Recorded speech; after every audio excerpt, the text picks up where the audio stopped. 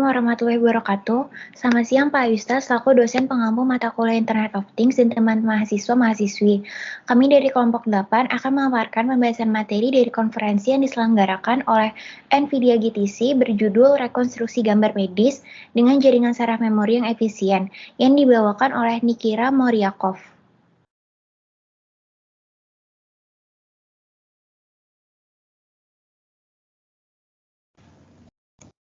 Anggota kelompok 8 adalah Aisyah Ramsyadira atau saya sendiri dengan NIM 037, Ardia Permatagarini dengan NIM 083, Amadea Sekarwulandari dengan NIM 053, Hansa Salmatina dengan NIM 137, Nadia Putri Widiasti dengan NIM 087, Putri Fadila dengan NIM 011, Namira Anjani Vitaloka dengan NIM 005, dan Sulfaida Sabila Rosi dengan NIM 065.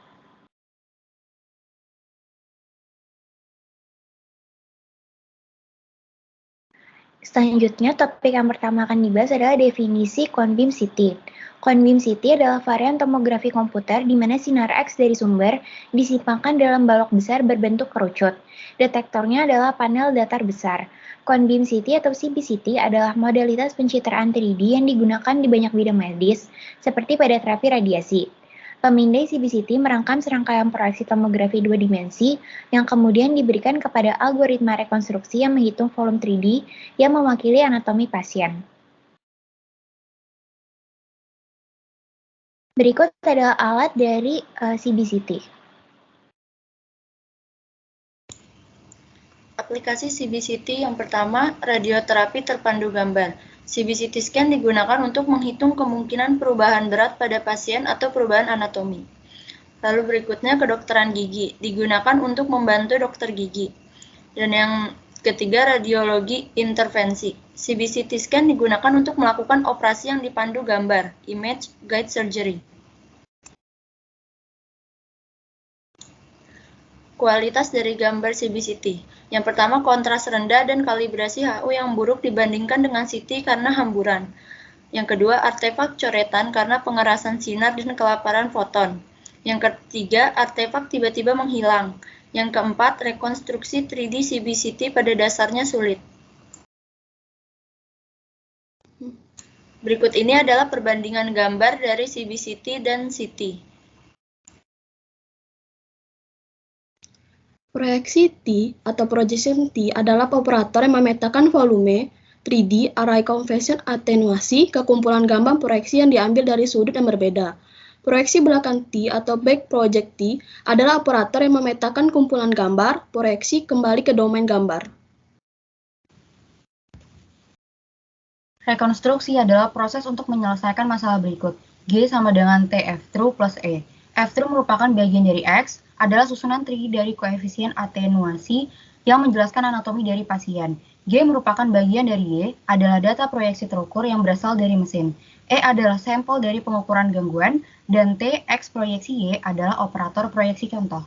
Tujuan dari rekonstruksi adalah untuk menemukan pseudo inverse dari T inverse G, sehingga T inverse G sama dengan F-through.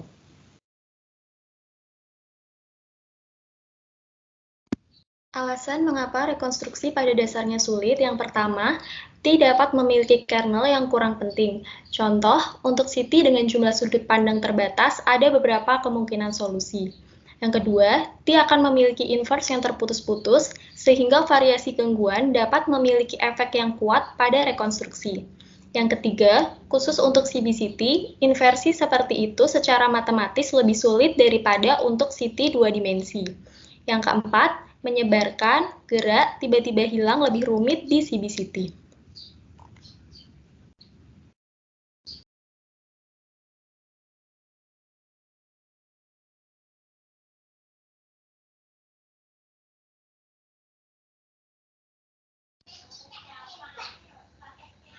Khusus untuk CBCT, inversi seperti itu secara matematis lebih sulit daripada untuk CT 2D. Rekonstruksi analitik proyeksi balik yang difilter, rekonstruksi iteratif atau berulang-ulang, contohnya metode prima dual hybrid gradient dengan regularisasi variasi total. Metode rekonstruksi, metode klasik, rekonstruksi analitik proyeksi balik yang difilter, rekonstruksi iteratif atau berulang-ulang, contohnya metode prima 2 hybrid, gradient dan regularisasi variasi total. Penyaringan yang dipelajari menggunakan FBP sebagai pemasukan, melatih sebuah unit untuk menyaring gangguan di FBP. Skema iteratif yang dipelajari berisi pengetahuan eksplisit tentang operator proyeksi dan proyeksi balik dengan dibangun dalam arsitektur jaringan. Arsitektur dimotivasi oleh algoritma optimasi yang ada. Kemudian masalah mempelajari prima 2. Yang pertama, rekonstruksi dengan pembelajaran mendalam membutuhkan GPU atau percepatan khusus untuk mempercepat komputasi. Lalu, aplikasi yang digunakan dari pelajaran prima 2 akan membutuhkan lebih dari 320 GB memori GPU, namun tidak ada GPU dengan memori sebanyak itu. Aplikasi Lyra. Lyra mengambil inspirasi dari primal dual yang dipelajari, tetapi blok jaringan ganda primal dapat dibalik sehingga dapat menggunakan banyak blok primal dual.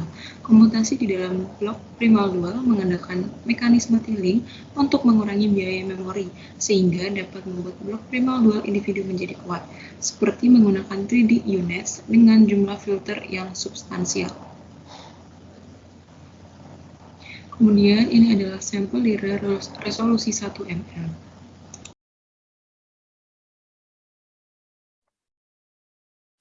Selanjutnya untuk kesimpulan dari semua presentasi yang sudah dipresentasikan oleh teman-teman saya, yaitu ada yang pertama ada metode ini mengungguli metode klasik untuk geometri dan resolusi relevan secara klinis. Yang kedua, metode ini memberikan bidang pandang yang lebih luas dibandingkan metode klasik. Yang ketiga, metode ini layak secara komputasi, yaitu model resolusi 2 mm dapat dilatih pada GPU komoditas hanya dengan memori 24 GB, dan model resolusi 1 mm dapat dilatih menggunakan GPU saat ini dengan memori 80 GB dengan ruang kosong. Dan yang terakhir, metode ini menggeneralisasi dengan baik di luar data distribusi. Sekian untuk kesimpulannya, terima kasih. Sekian pemaparan dari kelompok kami. Mohon maaf apabila terdapat kesalahan dalam penyampaian kata. Terima kasih. Wassalamualaikum warahmatullahi wabarakatuh.